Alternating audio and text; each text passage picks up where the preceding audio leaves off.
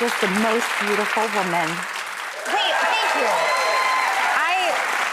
I have a 9-month-old, so that's very nice to hear. How do you have a 9-month-old? Okay, that's a very nice compliment. Thank you. meant like physically, yes. because my body is so good.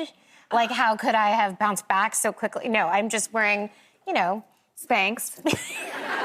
You know what sucks for me about any of that, like, binding stuff? Women love it, and it seems to work for them. I have this flesh that comes out like a tube of toothpaste. So if it's being squeezed here, it will come out there. Do you know what's so Am funny I wearing it wrong? Can we talk about Spanx for a second? Please. Is that I feel like I've, like, come around on them being, like, It's go time. It's go time. Mm-hmm. And that's how I feel. And, you have 3 kids. Put them on. Thank you for Congratulations Thank you. on three beautiful children. How do you maintain being a working mom and being empowered? Because it is so much to juggle. Because you have 3 children, all of these projects, you never stop. Well, I think the thing that I have trouble with, and I'm still working on now, is this, what makes me succeed professionally is not what makes me succeed as a mom. That's you know what I mean? One of the best answers I've ever heard in my life. And figuring that out. No one's ever said it that way. You have to code switch. And I don't necessarily I get off a Zoom at work where we're in production and I was decisive about this and decisive about that and quick whatever. And then you go into, I'm all about efficiency for work, which I think people appreciate.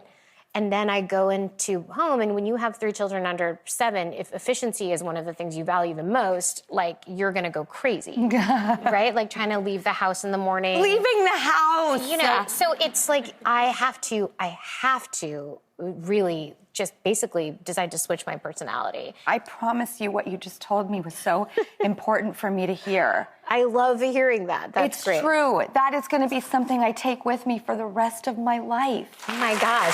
I mean it. It's what I needed to hear. Oh my gosh, okay. And by the way, when you were here the last time, you were launching your incredible book studio. And now it is the 2-year anniversary. 2-year anniversary. There is Drop Dead Sisters that just launched. And if you love the show Bad Sisters, or you just love kind of dysfunctional families and female stories. Is there anything else other than a dysfunctional family? I think that's... I think we should just I think dysfunctional should go in front of family permanently and liberate all of us. Yes, what a great point.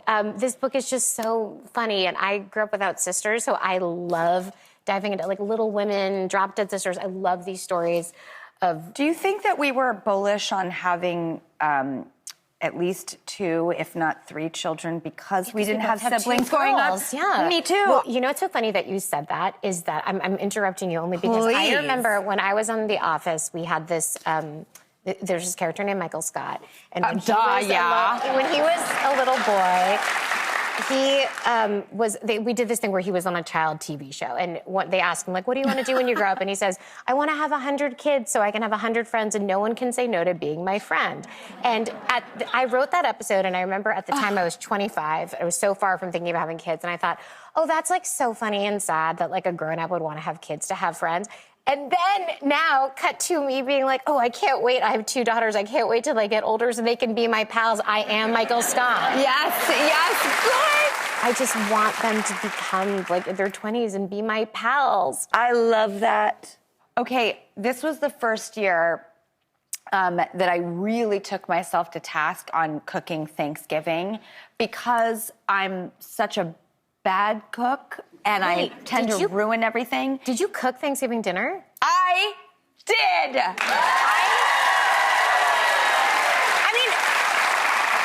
This is not too, because I own your appliances. I know you have amazing. That makes me so happy because I can make stuff for your kitchen. I'm just not sure you want me to cook the food. But this year, because my daughter and I are in a blended family, the girls were with Dad this Thanksgiving. I needed something to focus on. And I had 4 gay men. And I was like, you guys, I'm going to make a turkey. And I'm going to make a ham, and I'm going to make green bean casserole, and I'm going to make all this stuff. And shockingly, it went right. And I bring this up because I want to pull up your Chrissy Teigen-inspired holiday Thanksgiving list that you posted.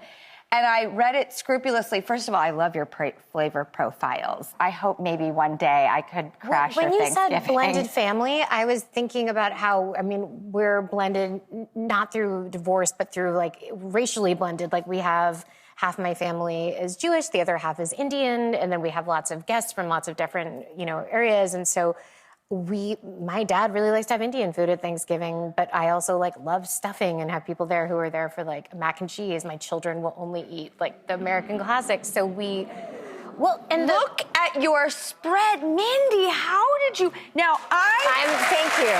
Thank you for the applause. It was so much work. How did you pull this off? That's far more than I did. I made 2 proteins and a side dish, and then all the lovely gay men brought their backups. Well, but how did you attack this? Well, my thing is that I'm a princess who likes to have a small amount of 14 different things on Thanksgiving. So I just wanted a lot of options. Well, that screen grab was my to-do list. Because when you're doing Thanksgiving dinner, it's Tuesday is the day you're doing all the chopping. Prep. There's all the prep. Wednesday is you make and the I dishes that learning because I don't know. But seeing yours, I was so turned on, Mindy. You wow. have to come. I would give anything to come to your Thanksgiving. Malibu. There's lots of Indian people. I love Indian food so much. That's why I was in awe of your menu. Okay, this is a very special time of year, and it's full of traditions. And I also love the fact that I got to lay on my couch and do my favorite thing, which was sit around